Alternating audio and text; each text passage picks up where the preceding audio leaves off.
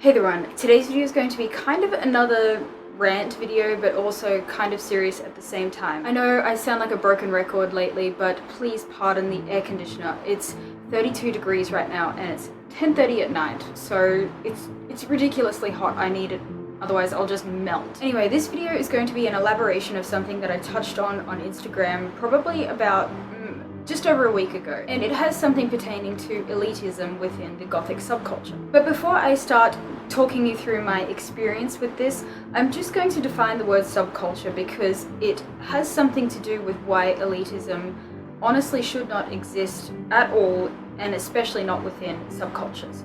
So the word subculture means a cultural group within a larger group, often having beliefs or interests at variance with those of the larger group or larger culture. So Goth is obviously a subculture. It doesn't really take a genius to work that one out. We are essentially a minority within the large populace and the grand scheme of things, because you do not conform to the standards and ideologies of the larger part of the population. And for some reason, human nature doesn't like difference. But anyway, I'm not going to name any names or shops or anything like that. I wanted to explain what happened. I'm not out to get anyone. I don't want revenge because that's petty, and I don't wish harm on anyone. Just I wish that they would get over their ways. So what happened was, I have been looking for this particular store in Brisbane City for years.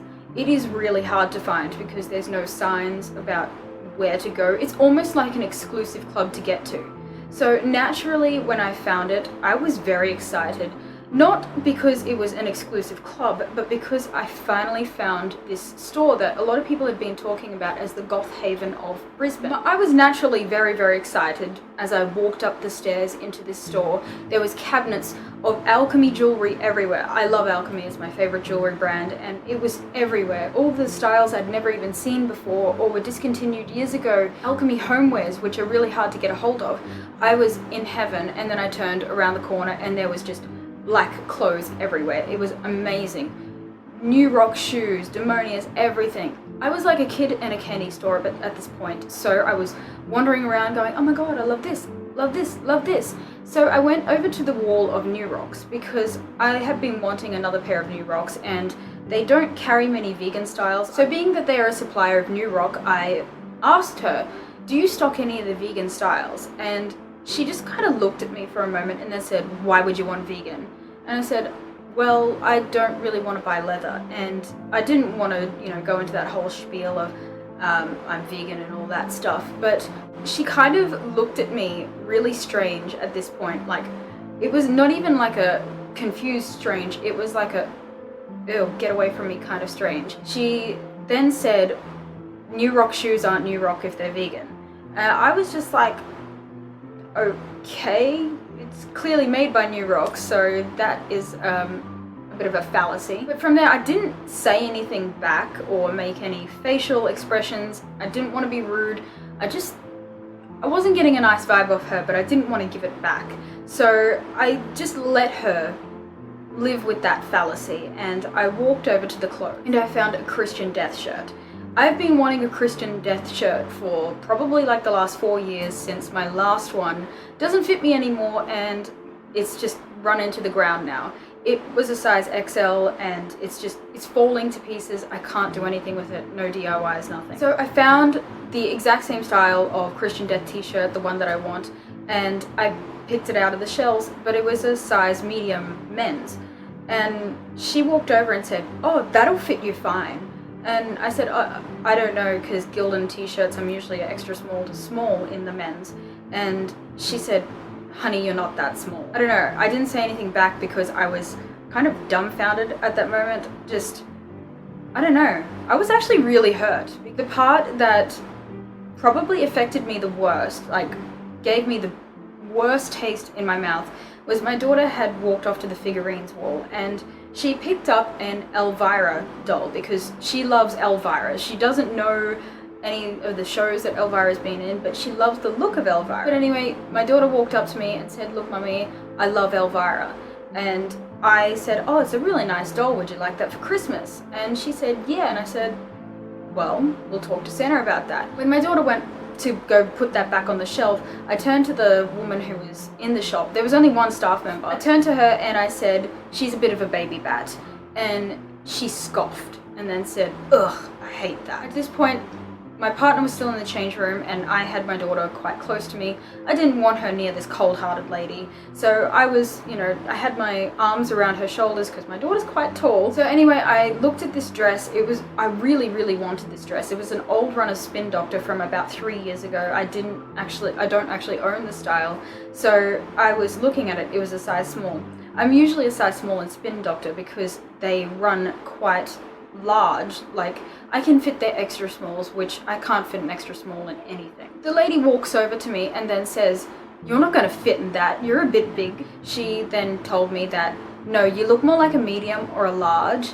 I am a size small." And I didn't want to say anything, but we looked like the same size. Like, yes, I had a bigger chest and probably a bigger hip area, but we looked pretty much the same everywhere else. I don't know why she was so adamant on attacking my size. So by this point, my partner gets out of the change room. He loves the pants, but I was on the verge of tears and he could see that. From someone who's supposed to belong to the same subculture, she just had nothing to do but attack my appearance, attack my daughter's interest in goth. I don't know, maybe she had a really, really bad day, except for when I posted to Instagram that a shop in Brisbane did this, and I had DMs coming from people. I did not put their name anywhere on public because I don't want to attack them, but I had 4 or 5 people direct message me saying they had the exact same experience with the same woman. Yeah, the main thing was that she attacked my daughter's interest in goth. And that's what brings me to the elitism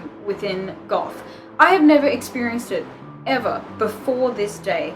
I had heard other people talk about it, I'd heard other people's experiences, but I myself had never experienced it till this day, and it wasn't even that bad, like, compared to some other people and their experiences. But I don't know, just with the meaning of subculture, how does it make any sense to attack people within your own minority? Like, that doesn't make any sense. It's almost like you're trying to create a divide within that subculture. To the pop culture kind of world, anybody who dresses a little bit darkly or whatever is usually just slapped with the label goth. Now, while there are many subsections of goth, yes, we fall under the umbrella term of goth because it's an easy kind of thing that we identify with. This elitism within goth, like attacking other goths, is just like one person in a wheelchair attacking another person in a wheelchair for not being disabled enough. It doesn't make any sense. They should be supporting each other, which I think that's what we should be doing to each other. Now, while there are many baby bats who come onto the goth scene very undereducated and they don't know where goth originated from, that kind of stuff, I think it's up to those of us who are more experienced within it to just kind of give them a gentle push into at least learning about it. Like, you don't force them to become a particular kind of goth because you prefer it and say you can only listen to this music, but giving them a gentle push in the direction of at least learning about their subculture is definitely the way that we should go instead of elitism. So my final thoughts on this whole thing is that, if anything, it's taught me that I don't want to be her. I don't want to be a bitch for no reason. I don't want to point out people's physical traits and kind of nitpick them. And I certainly don't want to discourage people from joining the subculture or identifying with the subculture, whatever you want to call it. I hope that the lady who was ever so rude to me was just having a bad day, and that the other people who also had similar experiences with this particular staff member, I'm not sure if she's the only staff member, but she's the only one that other people were telling me that they had an experience with. I hope that she is either going through a bad period in her life, but I also hope that she can see the error within her ways, because it's very discouraging. If a baby bat walked into that store, they would feel so just destroyed and left out of it all, like they don't belong. So anyway, I hope you enjoyed this rant slash experience video. I know everybody has talked about elitism, but I really wanted to share my experience because it's just something I've never experienced in my over 10 years of dressing goth, minus that couple of years after I gave birth. But I hope you enjoyed this video nonetheless. Don't forget to subscribe to my channel if you haven't already, because I'd love to be here for every single video. Like this video if you liked this rant kind of video. Comment down below if there's something you would like to see on this channel. Also, if you have your own experience within elitism, or you know what store that I'm talking about, please don't mention the store, but do tell me your experience, and I hope you all have a fantabulous day.